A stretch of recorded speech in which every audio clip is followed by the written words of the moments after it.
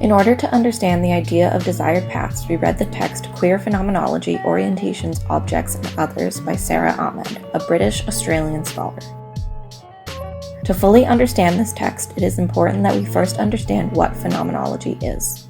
Phenomenology is defined as being the science of phenomena as distinct from that of the nature of being, an approach that concentrates on the study of consciousness and the objects of direct experience.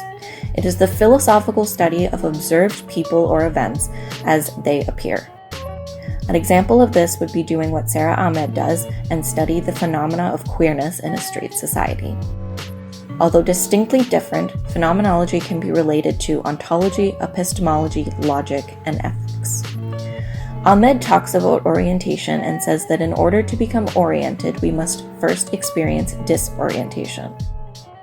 What she means by this is that you cannot feel and be oriented if you do not first know what it means to be disoriented. You cannot know that you have found your way until you have first been lost. She speaks about how the relation between the right and left is not neutral and reminds us of Kant's idea that says that the right and left only become directions insofar as the right and left sides of our body are not symmetrical.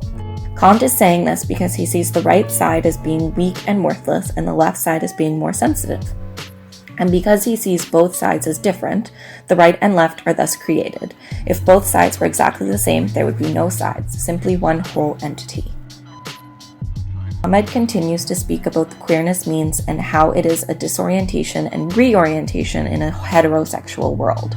She explains how compulsory heterosexuality is a straightening device that causes us to line up on already set lines, which of course are all straight, meaning without curvature.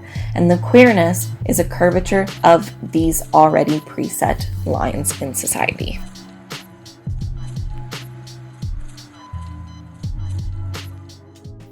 So what exactly is a desire path?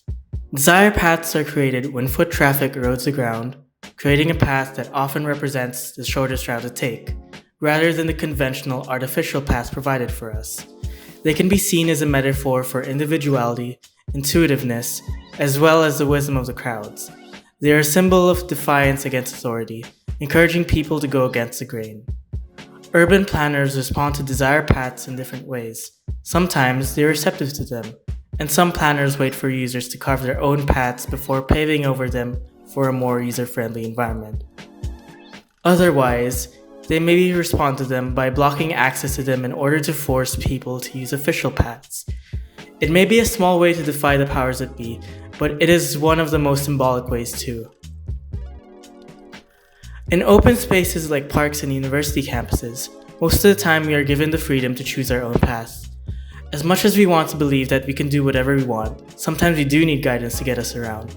For example, how much worse would riding the subway be if there are no signs dictating where to go? The TTC relies on wayfinding measures to make sure people's trips go as smoothly as possible. But how effective is it in doing its job? Ever since the Young Line opened in the early 1950s, the TTC has tried and tested many different designs to help commuters navigate the system. 60 years later, their experiments have coalesced into a giant patchwork of conflicting patterns, outdated designs, and sometimes outright misleading information, often achieving the opposite effect of its intended purpose.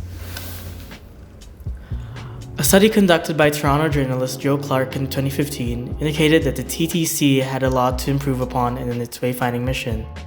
Problems that were highlighted included accessibility issues for seniors, non-existent signage, and inadequate information. It showed that while regular users of the TTC had little to no trouble finding their way, the opposite was true for those who weren't. He concluded his study with a very important point. Experts always think a system they know well is easy. It's hard to put yourself in other people's shoes.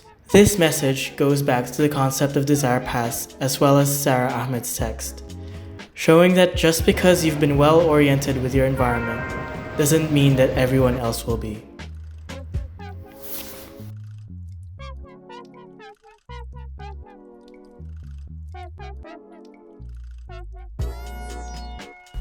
Our life is essentially a whole journey of path taking. When you're young, there's someone you look up to. Maybe you told yourself that you want to be like them. You want to follow in their footsteps, as they say. There are plenty of paths paved for you to take. so you take one. That's the start of your journey. At several points in our lives, we may find ourselves at a crossroad. One path seems more desirable than the other. Which do you take? Do you continue on the same path, or take an entirely new direction? Maybe you'll like it, or maybe you won't, and return to the previous path, the one you were familiar with. In some cases, we want to break free from a set of paths already laid out for us. We want to be unique. We want to try something that's never been done before, and in doing so, we pave ourselves a new path. And perhaps others will follow too. Plenty of us started off right here at Glendon, set out a path we intended to follow for the next 4 to 5 years. But along the way, we changed, diverging away into something new. Hopefully it's suited for the kind of journey you're looking for. Maybe you didn't like that path you were taking. It was too difficult, not exciting enough, not what you expected. Maybe you were forced to follow it. Maybe you followed it because your friends were taking it as well. Whatever the reason may be, you changed direction. You set yourself to travel down a new road. Right now, as students, our goal is to reach graduation. We're all taking different paths, but we'll ultimately converge at a single point. What happens then? One journey has ended, but now we have another decision to make. Going to grad school, taking a year off, going straight into the workplace. It's another set of paths to take. You can choose one, or create your own. Pave a way for what you desire, and maybe set an example.